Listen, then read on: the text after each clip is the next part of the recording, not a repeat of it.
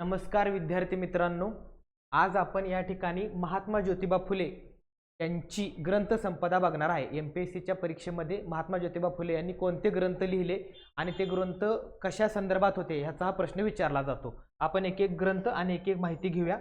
पहिला ग्रंथ आहे इशारा। इशारा हा ग्रंथ महात्मा ज्योतिबा फुले यांनी महादेव गोविंद रानडे यांच्यावरती म्हणजे यांच्या प्रश्नांना उत्तर देण्यासाठी किंवा यांच्या टीकेला उत्तर देण्यासाठी लिहिलेला होता। दुसरा ग्रंथ आहे अस्पृश्यांची कैफियत। हा ग्रंथ महात्मा ज्योतिबा फुले यांनी अस्पृश्य लोकांच्यासाठी म्हणजे अस्पृश्यांच्यावरती कशा प्रकारचे अत्याचार होतात या संदर्भात हा ग्रंथ लिहिला होता। पुढचा ग्रंथ आहे सत्यशोधक समाजोक्त मंगलाष्टकासह सर्व पूज्य विधी। महात्मा ज्योतिबा फुले यांनी सत्यशोधक पद्धतीने विवाह कसे लावायचे या पद्धतीविषयीची माहिती ह्या ग्रंथामध्ये दिलेली आहे। पुढचा आहे सत्सार। सत्सारमध्ये भाग 1 आणि भाग 2 असे आहेत। यामध्ये त्यांनी महिलांच्या स्थितीविषयीची किंवा महिलांचं समाजातलं स्थान काय आहे याच्याविषयीची माहिती दिलेली आहे। पुढचा आहे शेतकऱ्यांचा असूड। हा त्यांचा सर्वात गाजलेला आणि प्रसिद्ध ग्रंथ आहे। याच्यामध्ये ह्यांनी शेतकऱ्यांचं कशा प्रकारे शोषण केलं जातं आणि शेतकऱ्यांचे जे 3 शत्रू आहेत, एक ब्राह्मणशाही, दुसरं भटभिक्षुकशाही आणि तिसरं नोकरशाही, यांचं सुंदर वर्णन केलेलं आहे।